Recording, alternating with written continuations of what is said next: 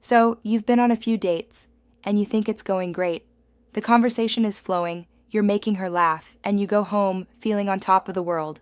But then, a few days later, you feel the shift. Her texts get shorter. She's suddenly slammed with work when you ask her out. And you're left completely confused, wondering, what on earth did I do wrong?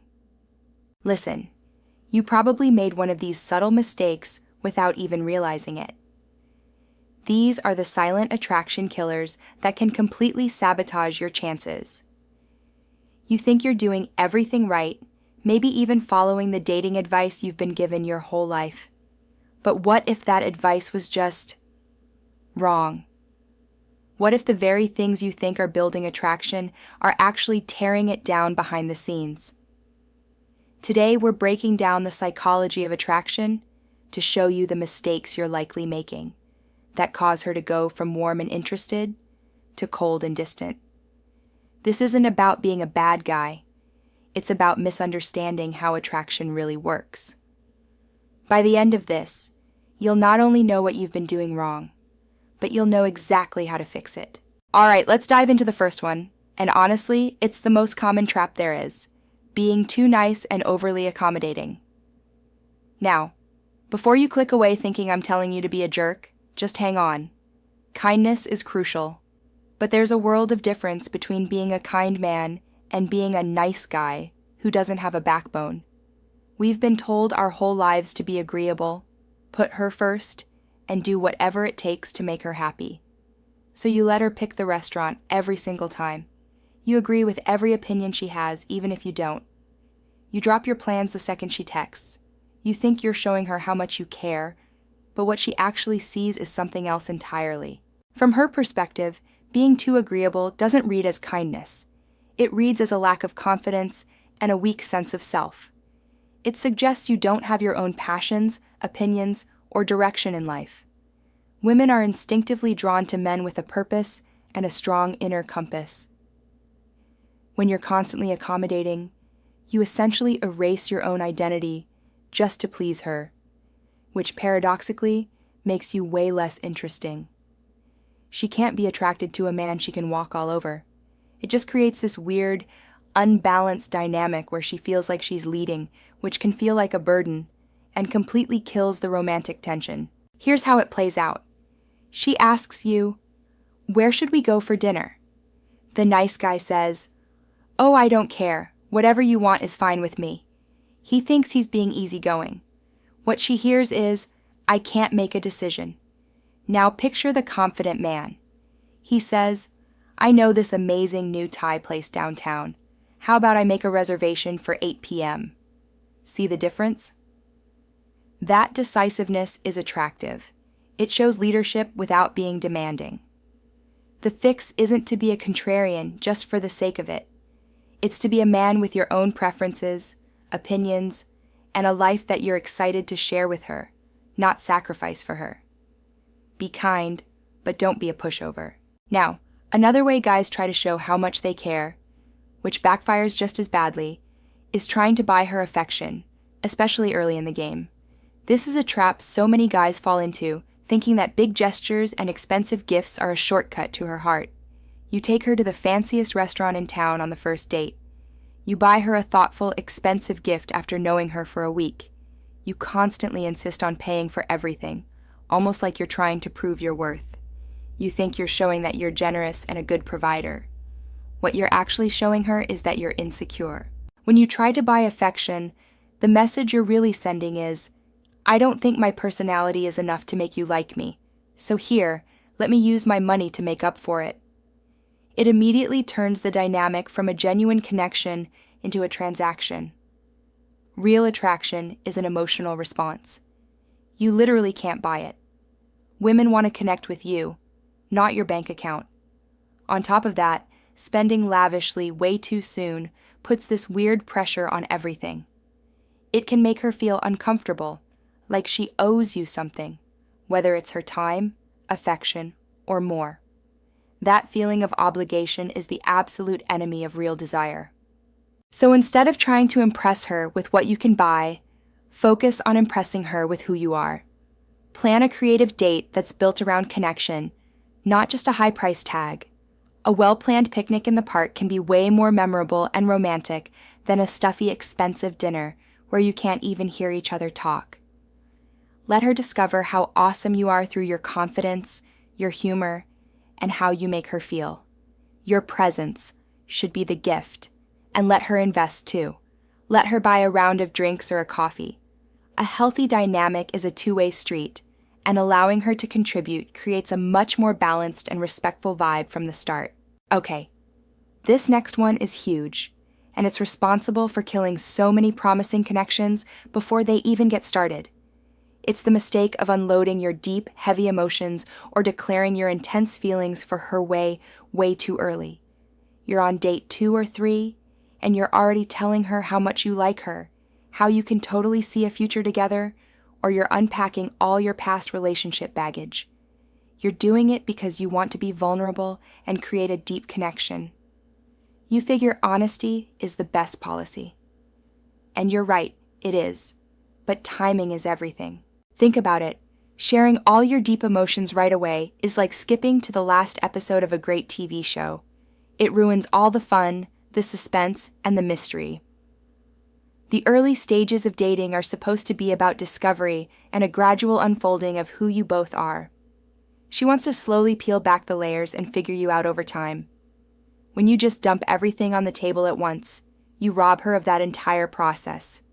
The thrill of the chase, the question of, does he like me as much as I like him?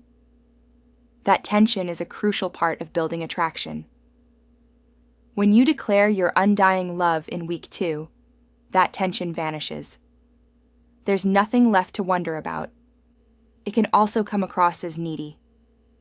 A man who falls that hard, that fast, can seem like he doesn't have other options, or worse, that he's just looking for someone to fill an emotional hole in his life.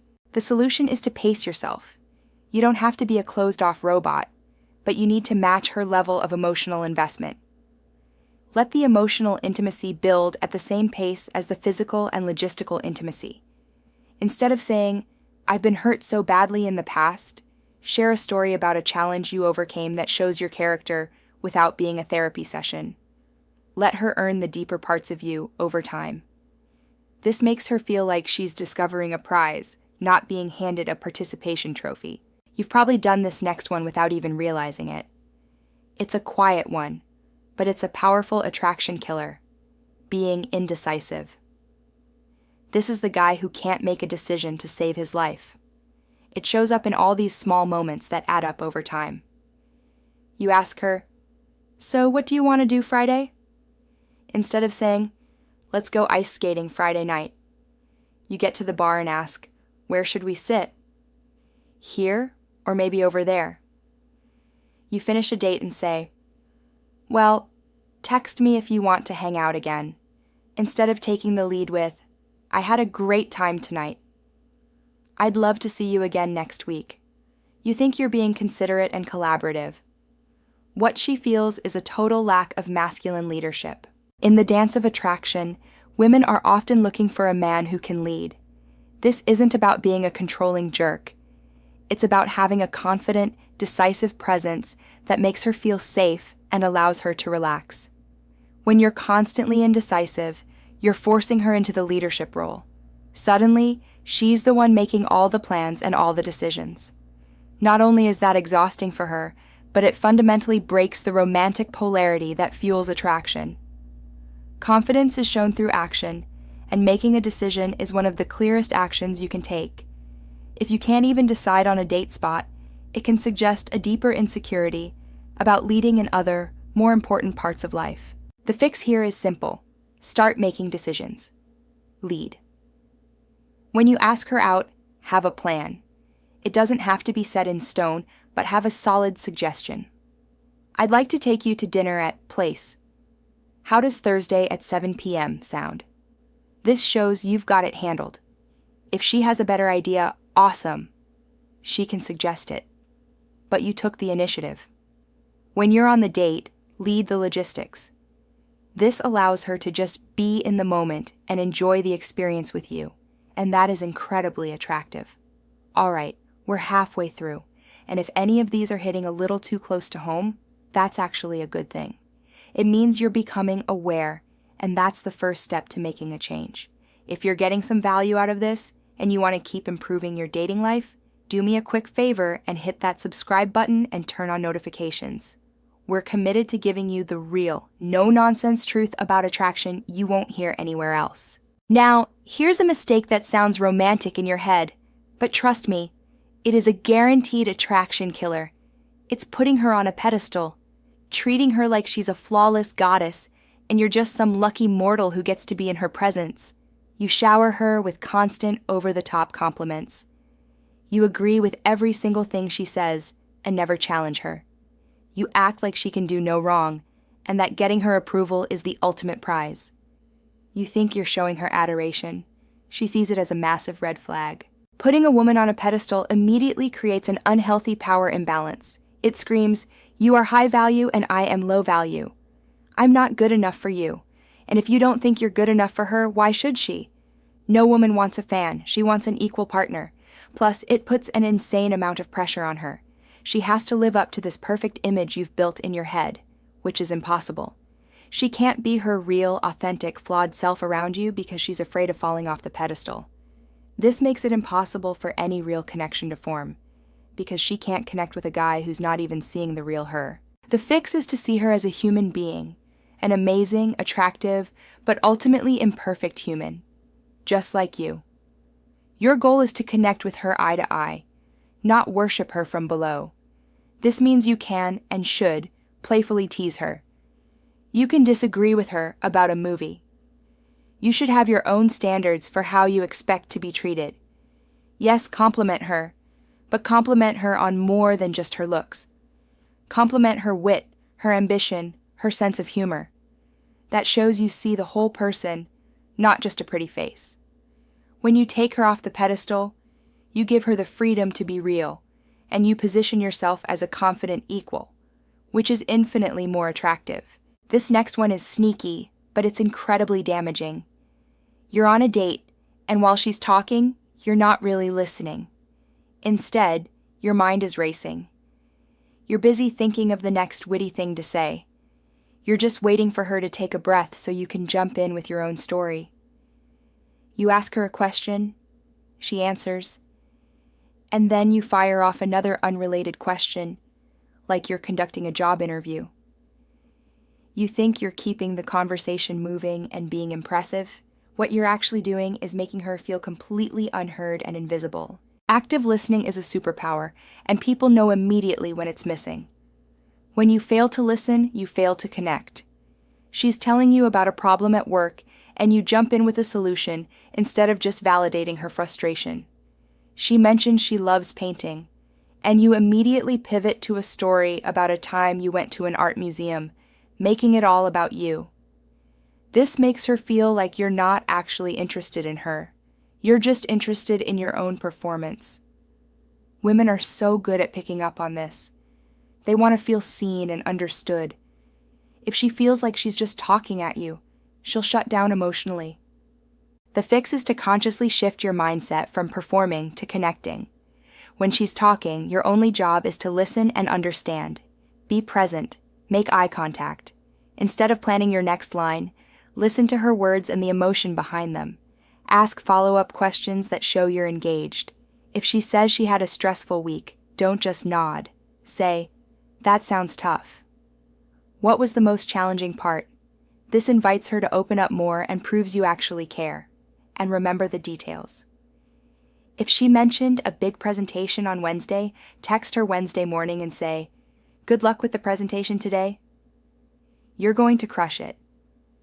That single text shows you were listening, and it will set you miles apart from other guys. Imagine the scene. You're on a great first or second date. The vibe is perfect, and then you do it. You bring up your ex. Maybe you complain about her. Maybe you compare your date to her. Or maybe you just tell a story where she's a main character. Or maybe you decide now is the perfect time to dive into a heated debate about politics. You think you're being open and starting a deep conversation. In reality, you just broke one of the biggest rules of early dating. Bringing up exes is a huge turnoff. First, It signals that you have unresolved baggage. If you're still talking about your ex, it tells your date you're not over her, which makes her feel like a rebound or a free therapist. She's there to get to know you, not to hear about your past relationship drama. It completely kills the light, fun, romantic vibe you should be trying to build. In the same way, bringing up controversial topics like politics or religion on the first couple of dates is a high-risk, low-reward move. These topics are deeply personal and emotionally charged. While you need to be on the same page about big values for a long-term relationship, an early date is not the time for a debate. It introduces conflict before you've even built a baseline of trust and rapport. The solution? Keep the conversation in the green zone for the first few dates. Focus on fun, positive topics. Talk about passions, hobbies, travel, funny stories, and future goals. Your job is to create a positive emotional experience. You want her to associate you with feelings of fun, laughter, and connection, not awkwardness, conflict, or drama. There will be plenty of time to discuss the heavy stuff once a real foundation of attraction and trust has been built. For now, just be a breath of fresh air. And this last one? It happens almost entirely in your own head, but it poisons your interactions from the inside out. It's the habit of constantly analyzing her every move for signs of attraction. She crossed her arms. Is she closed off? She took 2 extra minutes to text back. Is she losing interest? She smiled, but was it a genuine smile or just a polite one? You've turned the date into a detective movie, and you're desperately searching for clues. You think you're being strategic, but what you're really doing is creating massive anxiety for yourself and killing any chance of a real connection. When you're stuck in your head analyzing everything, you can't be present. You can't be actively listening or connecting if you're busy running a diagnostic scan on her behavior. And she can feel that anxiety. You'll come across as nervous and insecure, even if she can't put her finger on why. It makes your behavior hesitant and unnatural. You'll talk yourself out of going for the kiss because you overanalyze the signals. You come off as robotic because you're following a mental checklist instead of just being real. Men who are constantly trying to decode women's signals often fail to act at all because of analysis paralysis. The fix is to get out of your head and get into the moment. Your job isn't to decode her. Your job is to lead, create a fun experience, and genuinely connect with her as a person. Here's the mindset shift. Assume attraction until proven otherwise. Instead of looking for her to give you a green light, be the green light. Be the source of the fun, confident energy. Lead the interaction forward, escalate when it feels right, and see how she responds. If she responds well, great. If she pulls back a little, you have your answer without having to be a mind reader. Her reaction to your confident lead will tell you everything you need to know. Shifting from a passive, analytical mindset to an active, leadership one will not only crush your anxiety, but make you exponentially more attractive. So, there you have it. A handful of silent mistakes that might have been sabotaging your dating life without you even realizing it. It's not about being nice. It's about not being a pushover. It's not about how much you spend. It's about showing you're secure in who you are. Attraction is built in those subtle moments, in the confidence of your plans, in your ability to truly listen, and in the strength you show by not needing her approval. The common thread here is a shift in your mindset. Stop trying to get the girl or win her over. Start becoming a man who is so confident in his own value that he's simply looking to share his already great life with an amazing, equal partner. These aren't tricks. They are the core principles of genuine attraction. By avoiding these mistakes, you stop getting in your own way. You start interacting with women from a place of strength, confidence, and authenticity. And that is the foundation where real, lasting attraction is built. Now, I want to hear from you. Which of these have you been guilty of in the past? Drop a comment below, no judgment, and let's talk about it. And if you want to keep leveling up, make sure you check out our other videos on building unshakable confidence. Thanks for watching, and I'll see you in the next one.